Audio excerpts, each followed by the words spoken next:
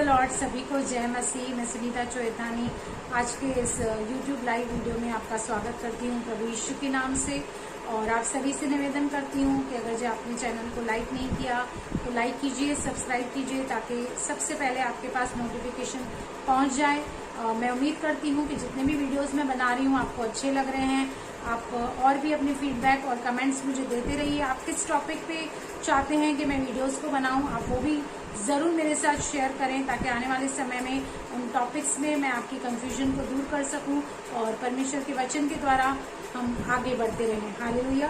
तो आज के मनन के लिए हम निकालेंगे मलाकी 3 का 8 से हम पढ़ेंगे। यहाँ पर परमेश्वर का वचन क्या कहता है।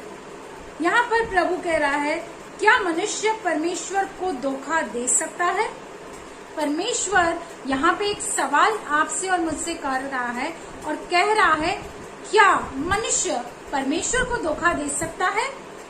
आगे पूछता है, पर देखो तुम मुझको धोखा देते हो और तो भी पूछते हो हमने किस बात में तुझे लूटा है। यहाँ पर परमेश्वर हमें कह रहा है कि तुम मुझे एक बात में धोखा देते हो, मतलब मुझे तुमने एक बात में लूटा है। वो किस बात में, वो आगे बताएगा। दशमांश और उठाने की भेंटों में, क्योंकि पुराने नियम में यह कानून था कि हर एक व्यक्ति को अपना 10वां अंश हर एक चीज का परमेश्वर को समर्पित करना होता था। और कई लोग थे जो ईमानदारी से ये चीज करते थे, लेकिन कुछ लोग ऐसे थे जो ईमानदारी से ये बात नहीं करते थे, क्योंकि जब देने की बात आती है तो लोग बहुत ज्यादा स्मार्ट हो जाते हैं और सोचने लगते हैं। और जब कमाई छोटी होती है, इनकम कम होती है, उसमें से देना तो बड़ा आसान होता है। जब पर इनकम बहुत बड़ी लाखों करोड़ों में होती है, तब उसमें से दशमांश निकालना, 10% निकालने वक्त बहुत सारे लोग सोचते हैं और बहुत सारे लोग इस बात पर गौर करते हैं कि इतना सब कुछ 10% क्या मैं परमेश्वर को दे दूं? इसलिए परमेश्वर कह रहा है कि तुम मुझे लूट रहे हो और फिर भी पूछ रहे हो कि हमने तुम्हें किस बात में लूटा है। आगे कहता है, तुम पर भारी शाप पड़ा है क्योंकि तुम मुझे लूटते हो, वरन सारी जाति ऐसा करती है। अब यहाँ पर प्रभु कह रहा है कि तुम पर एक श्राप आया है। वो इस कारण आया है कि जो मेरा है, जो पोर्शन मेरा कहलाता है, वो तुम मुझे नहीं दे रहे हो, इसलिए तुम कठिनाइयों में हो, समस्याओं में हो, श्राप के नीचे हो। सारे दशमांश भंडार में ले आओ कि मेरे भवन में भोजन वस्तु रहे। अब प्रभु कह रहा है कि जो मैंने तुम्हें कानून बना के दिया है, तुम्हारी कमाई का जो 10वां अंश है वो मेरे भवन में लाओ, ताकि मेरे भवन में किसी भी चीज की कमी घटी ना हो। और सेनाओं का यहोवा यह कहता है कि ऐसा करके मुझे परखो कि मैं आकाश के झरोखे तुम्हारे लिए खोलकर तुम्हारे ऊपर अपरंपार आशीष की वर्षा करता हूँ कि नहीं। जब आप और मैं अपनी घटी में से या अपनी बढ़ोतरी में से जब कुछ पोर्शन, जब 10% हम परमेश्वर के लिए निकालते हैं और परमेश्वर को समर्पित करते हैं, तो सबसे पहली बात तो परमेश्वर को द बेस्ट देना चाहिए। आपका जो पहला है, परमेश्वर को आखिरी नहीं, फर्स्ट चीज पहला। आपकी जैसे ही कमाई आती है या इनकम आती है, उसमें से सबसे पहला हिस्सा परमेश्वर के लिए आपको निकालना है। उसके बाद उस बीज के लिए आपको दुआ करनी है, प्रार्थना करनी है कि जहां भी आप उसे बो रहे हो, परमेश्वर उसे फलवंत करे। और परमेश्वर यहाँ पे खुद चैलेंज कर रहा है और कह रहा है, यदि तुम ऐसा करोगे तो मैं तुम्हारे लिए क्या करूंगा? आकाश के झरोखे खोलकर तुम्हारे ऊपर अपरंपार वर्षा करूंगा। मैं तुम्हारे लिए नाश करने वाले को ऐसा धुड़कूंगा कि वह तुम्हारी भूमि की उपज नष्ट न करेगा। शायद हम बहुत परिश्रम कर रहे हैं, एफर्ट्स पुट कर रहे हैं, लेकिन हमें रिजल्ट नहीं मिल रहा है, वो बरकत नहीं मिल रही है, वो बढ़ोतरी नहीं मिल रही है। लेकिन परमेश्वर कह रहा है कि जब तुम मेरे साथ ईमानदारी से मेरे भवन में जैसे तुम बोओगे तो मैं तुम्हारे लिए क्या करूंगा कि जो तुम्हारी उस कमाई को नष्ट कर रहा है, नुकसान पहुंचा रहा है, उससे मैं धुड़कूंगा।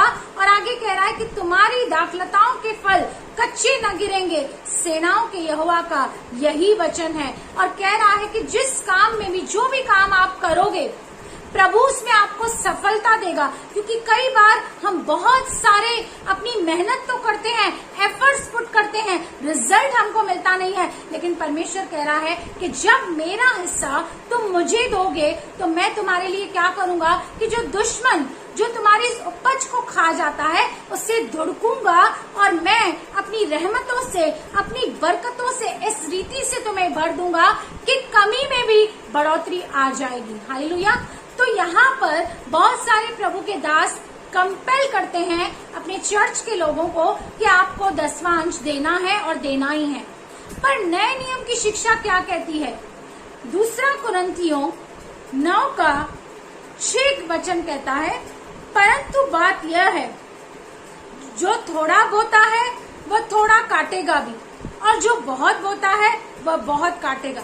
लेकिन नए नियम को में आपको 10वां अंश नहीं देना है, दशमांश नहीं देना है, आप उससे भी बढ़कर दे सकते हैं। अगर आपको प्रभु ने इतना ब्लेस किया है तो आप 10% से भी आगे जा सकते हैं। और अगर जे आपके पास वो पर्याप्त इनकम नहीं है, वो कमाई नहीं है, तो जितना भी आप देना चाहते हैं आप दे सकते हैं। लेकिन एक शर्त है, परमेश्वर यहाँ चाहता है कि हर एक जन जैसा मन में ठाने वैसा ही दान करे। आपको लगता है मुझे अपनी कमाई में से 20% देना चाहिए, आपने ये ठाना है, आप बिल्कुल 20% दे सकते हैं, कोई दिक्कत नहीं है।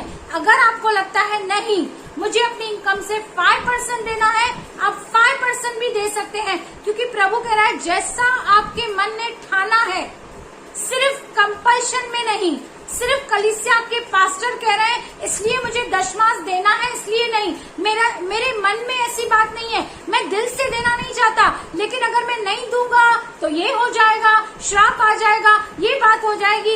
इस डर से बहुत लोग देते हैं, पर और वो देते तो हैं पर उनके देने का कोई फायदा नहीं है। क्यों? क्योंकि देने वक्त आपके मन की परिस्थिति क्या है, ये सबसे ज्यादा परमेश्वर की नजर में इम्पोर्टेंट है। और कह रहा है जैसा आपने मन में ठाना है वैसा दान करें, न कुड़ के, मतलब कुड़कुड़ा के नहीं, अरे यार 10% देना ही है, क्या करूं, मन तो है नहीं, पर इतने लोग बोलते हैं, वचन बोलता है, देना ही पड़ेगा। कुड़कुड़ा के देने वाले से परमेश्वर बिल्कुल प्रसन्न नहीं है। चाहे अपना 50% ही इनकम क्यों ना दे दो, पर आप अगर जो कुड़कुड़ा के दे रहे हो तो परमेश्वर को वो एक्सेप्टेड है ही नहीं। और ना दबाव से, मतलब जैसे मैंने कहा ना, बहुत सारे प्रभु के दास प्रेशर पुट करते हैं कलीसिया के ऊपर कि आपको देना ही है, आपको देना ही पड़ेगा, एक डर उनके अंदर उपजाते हैं। लेकिन प्रभु कह रहा है न तो कुड़कुड़ के न तो दबाव से, परंतु आगे देखिए क्या कहता है, क्योंकि परमेश्वर हर्ष से देने वाले से प्रेम रखता है। आप चाहे 10 रुपया ही क्यों न डालें, अगर आप दिल से डाल रहे हैं, मन की तैयारी से डाल रहे हैं, तो परमेश्वर उसे एक्सेप्ट करता है। पर आप दशमांश तो दे रहे हैं, 10% आपकी इनकम का तो दे रहे हैं, पर बहुत कुड़कुड़ के दे रहे हैं, दबाव से दे रहे हैं, तो मैं आपको बताना चाहती हूँ आपके देने का कोई फायदा नहीं है। आप सिर्फ अपने आप को साइकोलॉजिकली खुश कर रहे हैं, अपने आप को खाली मना रहे हैं कि हाँ मैं दे रहा हूँ, हाँ मैं परमेश्वर की आज्ञा का पालन कर रहा हूँ। यहाँ पर वचन हमें क्लियरली कहता है, जो ज्यादा बोएगा वो ज्यादा काटेगा, जो थोड़ा बोएगा वो थोड़ा काटेगा। लेकिन देने के वक्त आपकी मन की तैयारी होनी चाहिए, आपको हर्ष और आनंद से देना है। क्योंकि आगे कहता है परमेश्वर सब प्रकार का अनुग्रह तुम्हें बहुतायत से दे सकता है, जिससे हर बात में हर समय सब कुछ जो तुम्हें आवश्यक हो तुम्हारे पास रहे और हर एक भले काम के लिए तुम्हारे पास बहुत कुछ रहे। क्योंकि आप कहते हैं मेरे पास बीज नहीं है, मैं क्या बोऊं, मेरे पास तो 50 रुपए नहीं है कि मैं परमेश्वर के राज्य में बोऊं। लेकिन परमेश्वर आपको कह रहा है कि वो आपको अनुग्रह देगा, वो आपको वो कैपेसिटी देगा, वो धन प्राप्त करने की सामर्थ्य देगा कि आपकी इनकम में बढ़ोतरी आएगी, आपकी इनकम में वो बरकत आएगी कि आप सब कुछ सभी को हेल्प आप परमेश्वर को भी दे सकते हैं और दूसरों को भी हेल्प कर सकते हैं और हर एक भले काम के लिए आप तैयार रह सकते हैं। तो हमें बिल्कुल दशमांश देना है, मैं इसके खिलाफ नहीं हूँ, लेकिन कुड़ के नहीं देना, दबाव से नहीं देना है। भले आप जो भी दे रहे हैं, आपकी जो भी मन की तैयारी है, आप जो भी परमेश्वर के लिए दे रहे हैं, दिल से दें, खुशी से दें, अपने मन से दें, प्रार्थना करके दें। और प्रभु अगर के पास वो बीज नहीं है तो प्रभु से वो बीज मांगे, क्योंकि वो बोने वाले को बीज भी देता है। तो हमारी मन की तैयारी कैसी है, ये सबसे ज्यादा इम्पोर्टेंट है। सिर्फ हमें वचन सुनकर मानने के लिए कंपल्शन में आकर हमें दशमांश नहीं देना है।